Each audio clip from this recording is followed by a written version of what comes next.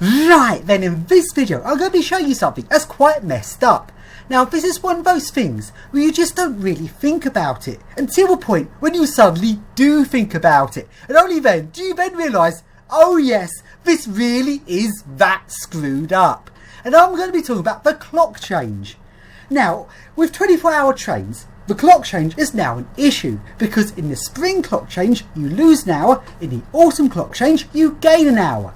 But that means all the trains are going to then be in the wrong locations, because if you have one less hour in the spring clock change, well then what happens? The train's meant to then set up service for the next day ahead after the 24-hour service is finished, and all the trains will be in the wrong place. But even more complicated is the autumn clock change, because you then got an extra hour. But you can't just add trains to fill that hour up, because if a train's meant to run out of one depot or one siding, do the service for the night time, then go back to where it started into the depot again, or the train's then meant to then go into the daytime service, how is that going to work with 24-hour trains? If you've got a train every hour on a night service, that train's now going to be at completely the wrong end of the line for when going into the day service. So let's first take a look at some different railways. Before we go on to the main line, which is where the problem occurs, let's first take a look at the London Underground. And the London Underground doesn't really so much have the issue, because you've got all night service on Friday night and Saturday night, but only on certain lines. Now on the London Underground, things are a lot more actively timed, so you get a line controller that directly tells the drivers what to do, like when there's a delay or something. So for the night tube of the spring and autumn clock changes, it just runs like the service is in delay all night. So on London Underground you do get massive delays, and that's where the line controller then has to set up service again after the delays happen, setting up the right interval between the trains. That ultimately then means the trains are no longer working to the working timetable, as they're now having to run when they're needed, because let's say there's a massive delay in the rush hour. Once that delay's over, or to try and resolve that delay, they have to get back to a train every 2 minutes. So that just means running a train as and when needed, so the line controller is actively talking on the radio constantly to the train drivers to try and re-establish that train service. Now on the night tube, the lines are usually around every 10 minutes, well, Victoria line is every 10 minutes. On the clock change, it's pretty much running like a delay. They pretty much throw away the working timetable. We've got an extra hour because it's currently the autumn clock change, and it's just done by the line control literally saying, now run the train, run this train, keep it to 10 minutes. And it just gets around the issue because the Underground has that flexibility of not having to follow the timetable. So let's now talk about the main line where this happens. Let's start off with Thameslink. Thameslink's got 24-hour trains running from Gatwick Airport up to Luton. It's basically connecting the two airports together. On the clock changes, it simply doesn't run. So if you're at Gatwick, you need to get to Luton to catch a flight, you're screwed, you can't do it. This is because spring clock change, you've got an hour less, the trains will be in the wrong place to set up service on Thameslink. The autumn clock change, which is what I'm filming at a minute, you've got an extra hour. How do you fill up an hour? The trains will be in the wrong place if you then try and run the every hour service.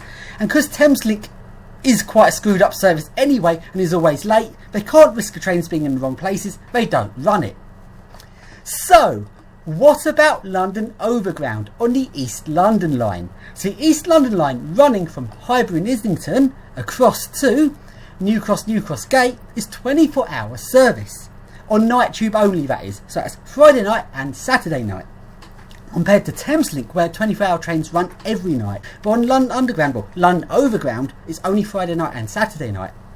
So we are currently in the magic hour. I'm filming this right now from the once a year magical time where I can't tell you what the time is. Well, I can tell you what it is. It's 1:30 in the morning, but I've already had 1:30 in the morning an hour ago. So magic's happening. It's the second time round. It's 1:30 in the morning. So let's take a look how they run these trains. So what about this train here? 9L11. Oh, signals has changed then. Something's going on. That train has been stuck between the two stations, Rotherhithe and Canada Water, for the last half hour. I feel a bit sorry for people on that train. Sorry everyone, due to technical difficulties with our timetabling system, it can't handle the clock change. So I just have to stop until the magic hour is over with. Oh dear, we've stopped in the tunnel. I hope that train's actually at Rotherhithe and it's just marked it as in the tunnel, because if it actually has stopped in the tunnel for a whole hour, that's pretty fucked up for those passengers. Now, on this website here, which just shows you the information of where the trains are, it does not understand the clock change. On the last clock change back in the springtime, there was a train that was running late. It was a train heading up north, one of the LNER services. I think it's the one over to Leeds, which actually gets into Leeds at 2 o'clock in the morning. That just got confused, because when the 2 o'clock hour was skipped, when it got into Leeds about 2:05 in the morning, which I think was something around 5 minutes late or so, it showed it as 65 minutes late, because the clock's jumped ahead. The software does not handle the clock change. The National Rail's timetabling system does not comprehend it. So the train was 65 minutes late into Leeds, even though it was only actually 5 minutes late. But that's the spring clock change. That's easier to understand. You just get rid of the hour. Okay, the system will glitch out, but it's not the end of the world. The autumn clock change is the point where it's complicated, because you've got the extra hour, and how do you fill it? And the answer, they've just gone and stopped all the trains. Like, what else can you really do in this situation? If you run the trains, they'll be in all the wrong places, so setting up service for the next morning won't work. Trains will be just not where you want them to be. Running a custom timetable just for it's 1 day every year, well, that's still not going to work, because the trains will still be in the wrong places. So they just stop everything. So then everyone, we've just arrived at Canonbury. I know you want to get to Highbury and Islington, but I'm afraid we're just going to stop here for an hour.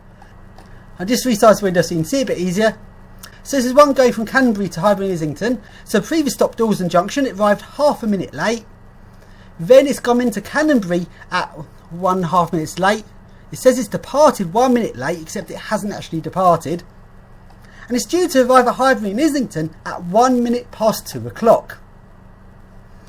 Okay, it should have arrived there like half an hour ago now, but nope, it's stopped for an hour to make up all the clock changes.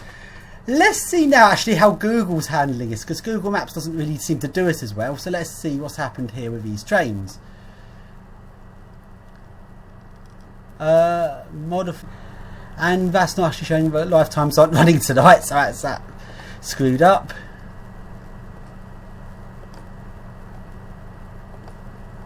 Okay, let's now put in some directions. Let's go from this location to this location by train. No, it doesn't. None of this is working correctly. None of this understands the concept. It only happens twice a year, but it's still fucked up. Especially for that poor train that stopped in the tunnel. Has it moved yet? Nope, it's still there in the tunnel to Rotherhithe underwater. Well, let's have a look at what this train says. Oh, it's on time apparently. It last stopped at Wapping. Oh, it hasn't actually listed it stopped yet at Rotherhithe. Interesting. It's marked. This often doesn't update that well, so it hasn't even yet marked to stop at Rotherhithe. I don't know if there's a line controller doing stuff to work out the software. Alternatively, what seems like to me, they've had to stop the trains because they can't work out the software. So I literally just have to stop the trains for an hour to keep them in sync to the software. It's that bad. It really is that bad. It's ridiculous. So it's on time at 58 minutes past 1 at Wapping. We now can't move again for another hour because I'm currently right in the middle of the magic hour. The once a year magic hour. The hour that does not exist.